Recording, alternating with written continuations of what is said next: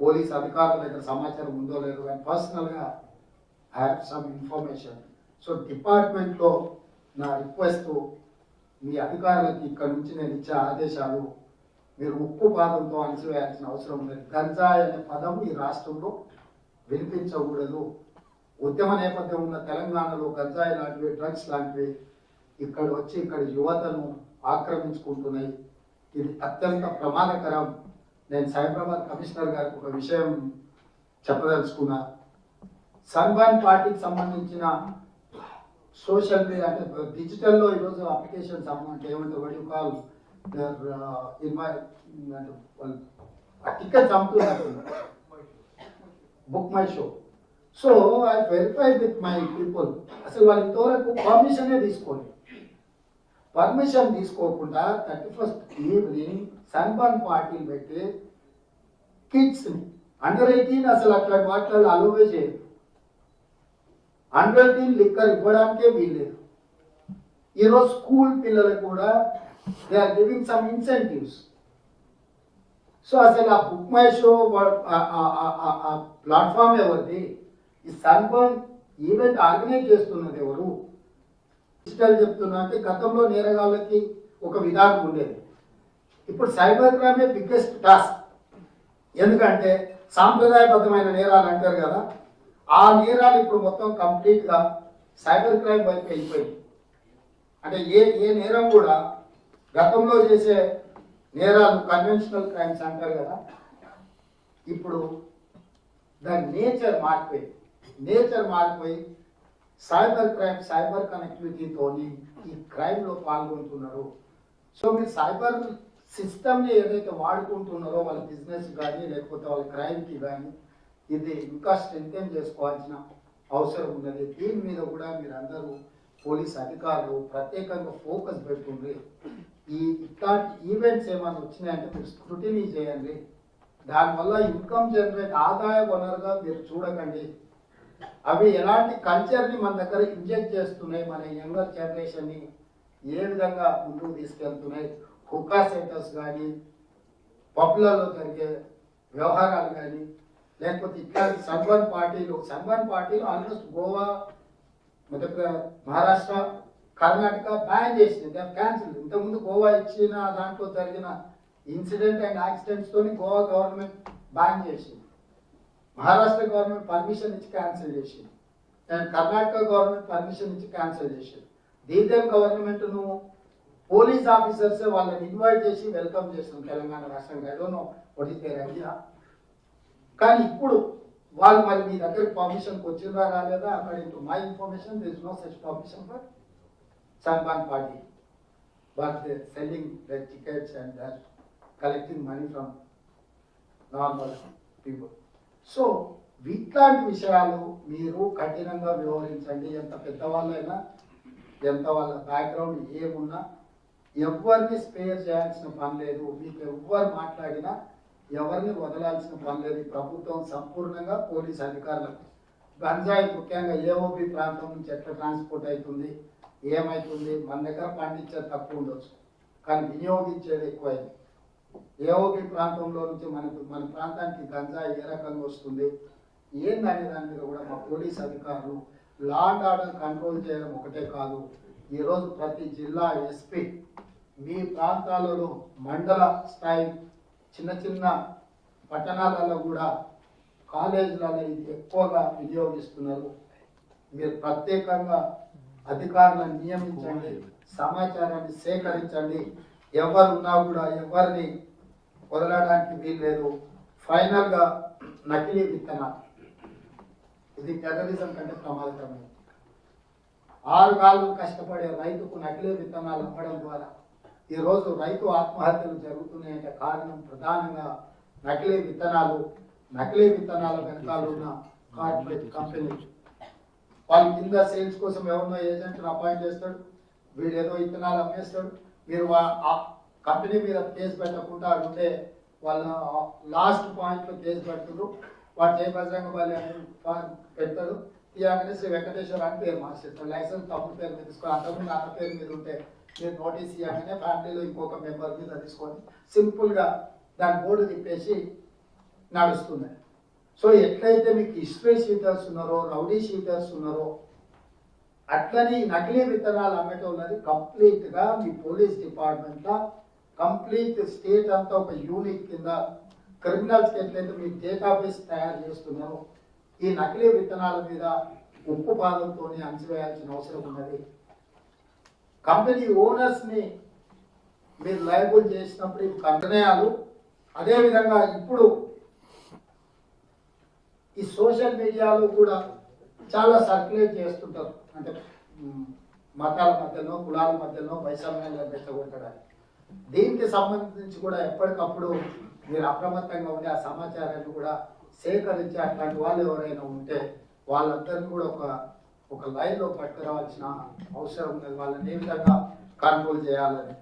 ఫైనల్గా రెవెన్యూ సదస్సులు ఇప్పుడు చేయాలని 2 టీంల మండలాలను 2 టీంల, ఒక టీంకు ఎంఆర్ఓ గారు, ఇంకొక టీంకు ఎంపీడీఓ గారు బాధ్యత తీసుకుంటారు. అదేవిధంగా శాసనసభ నియోజకవర్గానికి ఒక స్పెషల్ ఆఫీసర్ను డెప్యూట్ చేస్తుంది ప్రజాపాలన కోసం. 119 శాసనసభ నియోజకవర్గాలకు 119 మంది స్పెషల్ ఆఫీసర్లు అక్కడ వచ్చి కూర్చుంటారు. వాళ్ళు అక్కడ ఉన్న మండలాలను, ప్రతి మండలాన్ని 2 వర్టికల్స్ కింద డివైడ్ చేస్తారు. 2 వర్టికల్స్లో ఒక వర్టికల్కి ఎంఆర్ఓ, ఇంకొక వర్టికల్కి ఎంపీడీఓ గారు బాధ్యత వహిస్తారు. వాళ్ళ కింద ఆఫీసర్ స్ట్రక్చర్ ఉంటుంది. ప్రతి అధికారి రోజుకు 2 గ్రామాలు, ఉదయం 8 గంటల నుంచి 12 గంటలకు ఒక గ్రామం, 2 గంటల నుంచి 6 గంటల వరకు ఇంకొక గ్రామం.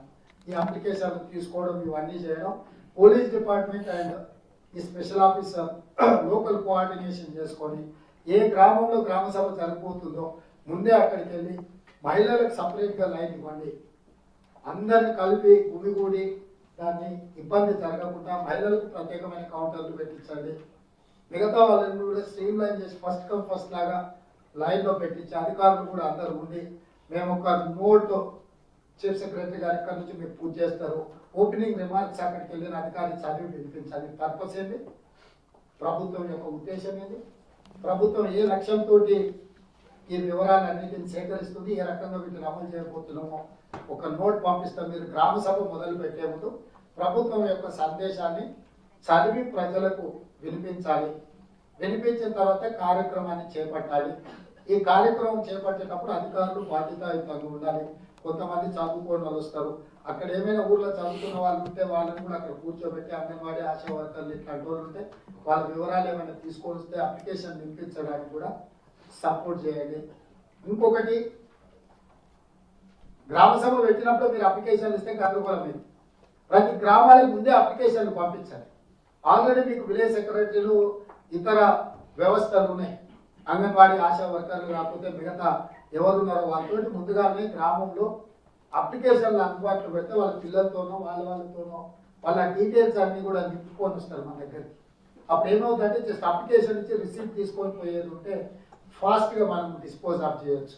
ఇవన్నీ ప్రాక్టికల్ ప్రాబ్లం. మీరు అప్పుడే పోయి కౌంటర్లో అప్లికేషన్లు పెడితే అప్లికేషన్లకు అందరూ వాటి మీద పడి గందరగోళం వచ్చి పోలీసులు మళ్ళీ అక్కడ ఏదో ఇన్వాల్వ్ అయ్యాకంటే ముందే గ్రామాలకు అన్నిటి కూడా అప్లికేషన్లు బాధ్యతాయుతమైన వాళ్ళకి పంపించి గ్రామం ఎవరైతే సెక్రటరీ ఉన్నారో విలేజ్ సెక్రటరీ ఆ గ్రామ పంచాయతీలో అప్లికేషన్లు అందుబాటులో పెట్టి ఊర్లో చాటింగ్ వేసి అప్లికేషన్స్ ఉన్నాయి మీరు తీసుకోండి, మీరు ఫిల్అప్ చేయండి. ఎందుకంటే దానికి ఒక ఫోటో పేస్ట్ చేయాలా, డీటెయిల్ చేయాలా, చాలా వాళ్ళ ఆధార్ కార్డు, రేషన్ కార్డు, ఈ డీటెయిల్స్ అన్ని కూడా ఫిల్అప్ చేయాల్సి ఉంటుంది. కొన్ని అమరవీరులు కానీ ఉద్యమకారులు కానీ వాళ్ళ ఎఫ్ఐఆర్, వాళ్ళ కేసెస్, వీటన్నిటిని కూడా అందులో డేటా ఎంట్రీ చేసేది ఉంటుంది. కాబట్టి ముందే వాళ్ళకి అప్లికేషన్లు పంపించడం ద్వారా ఈ గందరగోళాన్ని తగ్గించవచ్చు. ప్రాక్టికల్గా మీ ఎక్స్పీరియన్స్ అంతా కూడా డిసెంబర్ 25 నుంచి జనవరి 6, 2024 వరకు ఒక పకడ్బందీగా ఈ సమాచారాన్ని సేకరించి దీన్ని డిజిటలైజ్ చేసి ప్రభుత్వానికి పంపిస్తే ప్రభుత్వం వాటిని స్క్రూటినీ చేసి అర్హులైన వాళ్ళందరికీ సంక్షేమ పథకాలు అమలు చేయడమే మా ప్రభుత్వం యొక్క లక్ష్యము. ఈ అభయహస్తంలో పొందుపరిచిన 6 గ్యారంటీలను ప్రజలకు చేరవేయడానికి మీరే మా సాధకులు. మీ మీదనే ఈ ప్రభుత్వం ఈ గురుతరమైన బాధ్యతను పెడుతుంది. సచివాలయం నుంచి, ఈ మంత్రివర్గం నుంచి మేము పాలసీ డాక్యుమెంట్ మాత్రమే అప్రూవల్ ఇస్తాం. ఎగ్జిక్యూషన్ అంతా మీదే బాధ్యత.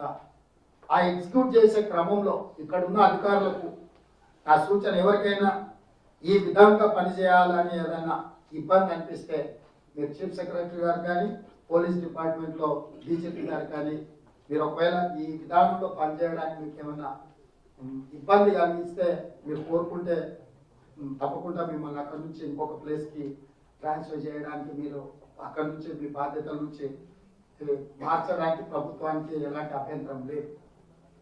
మీరు అక్కడ ఉండి మేము ఏమి చేయమంటే మాత్రం ఎస్ డెఫినెట్గా ప్రభుత్వానికి అభ్యంతరం ఉంది.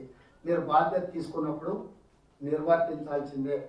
మీకు ఎవరికైనా ఈ ప్రభుత్వం యొక్క లక్ష్యాలను చేరవేయడంలో, ప్రజలకు చేరుకోవడంలో, లేకపోతే కాస్త ఎక్కువ పని చేయాల్సి వస్తుంది, రోజుకు 18 గంటలు పని చేయాల్సి వస్తుంది అని అట్లాంటి ఆలోచన ఉండి ఎందుకులే ఇంత ఫిజికల్ స్ట్రెయిన్, మెంటల్ స్ట్రెయిన్ మాకు ఎందుకు అని ఎవరైనా అధికారులకు ఏమైనా చిన్న చిన్న అభ్యంతరాలు ఉంటే మాకు ఎలాంటి అభ్యంతరం లేదు. తప్పకుండా వాళ్ళకి కలెక్టర్లుగా, ఎస్పీలుగా అక్కడి నుంచి మార్చి మీకు మిగతా ఎక్కడైనా 18 గంటలు పని చేయకుండా ఉండే పోస్ట్ ఏమైనా మీరు కోరుకున్నా మాకు ఎలాంటి అభ్యంతరం లేదు. కానీ యాజ్ అన్ ఎలక్టెడ్ రిప్రజెంటేటివ్ నేను అధికారులకు సూచన, మీ లైఫ్ టైం ఎక్స్పీరియన్స్ కలెక్టర్లుగా, ఎస్పీలుగానే మీకు ఉంటుంది. ఇంకా తర్వాత ఎప్పుడు మీకు ప్రజలకు డైరెక్ట్గా కనెక్ట్ అయ్యి ప్రజల భావము, భాష అర్థం చేసుకోవడానికి బిగ్గెస్ట్ ఆపర్చునిటీ. ఈ బిగ్గెస్ట్ ఆపర్చునిటీని మీ లైఫ్ టైం ఎక్స్పీరియన్స్ కింద కన్వర్ట్ చేసుకోండి. ఇట్లాంటి ఎక్స్పీరియన్స్ వల్ల మీకు రాదు. మీకు మీ నెక్స్ట్ లెవెల్లో సర్వీస్లో ప్రమోషన్ వచ్చిన కొద్దిగా మీరు ఆఫీసర్స్ మానిటరింగ్ చేయడానికి పరిమితం అవుతారు తప్పితే క్షేత్రస్థాయిలో ప్రజలలో వెళ్ళి తిరిగి మీ అనుభవం నేర్చుకోవడానికి, తెలంగాణ సంస్కృతిని, తెలంగాణ సాంప్రదాయాన్ని దగ్గరగా మీరు చూసే అవకాశం కాదు. ఈ అవకాశాన్ని డెఫినెట్గా మీరు ఉపయోగించుకుంటారని, అద్భుతంగా పనిచేస్తారని, ఈ విషయాలలో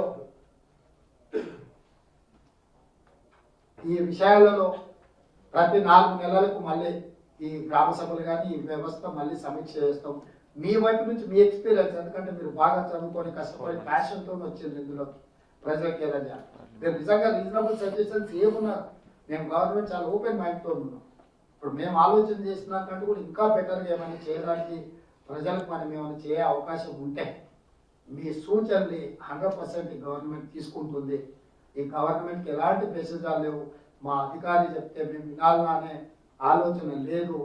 మేము పాలసీ డాక్యుమెంట్ మాత్రమే చేయగలం. మీ ఆలోచన ఏది ఉన్నా దాని పాలసీ కింద కన్వర్ట్ చేస్తాం. ఆ పాలసీని మళ్ళీ ఎగ్జిక్యూట్ చేయడానికి మీ దగ్గరికే పంపిస్తాము. మీ అందరూ మీ సూచనలు, సలహాలని ఎప్పటికీ గవర్నమెంట్ ఓపెన్ మైండ్తో వెల్కమ్ చేస్తూ at the same time accountability and responsibilities more important and integrity, honesty the other count. ఫ్యూచర్లో మీ ఎలివేషన్లో కానీ మీకు ఇచ్చే పోస్టింగ్లో కానీ integrity and honesty is the biggest criteria in our government. మీ దాన్ని దృష్టిలో పెట్టుకొని ముందుకు వెళ్ళాల్సిందిగా కోరుకుంటూ మీ అందరికీ మరొకసారి క్రిస్మస్ శుభాకాంక్షలు తెలియజేస్తున్నాను. అదేవిధంగా కొత్త సంవత్సరంలో కొత్త ప్రభుత్వం, కొత్త ఆలోచనలతో ప్రజలకు ఆశలు చిగురించే విధంగా, ప్రజలకు విశ్వాసం కలిగించే విధంగా మనందరం, నేను మొదట్లో చెప్పినట్టు ఈ ప్రభుత్వం నడవాలంటే ఈ జోడెత్తులు సమన్వయంతో ముందుకు వెళ్ళాలి. ప్రజాప్రతినిధులుగా మేము, పాలకులుగా, ప్రభుత్వం ఇచ్చే పథకాలను అమలు చేసే వాళ్ళుగా మీరు కలిసి ముందుకు వెళ్దామని తెలియజేస్తూ మీ అందరి దగ్గర సెలవు తీసుకుంటాం.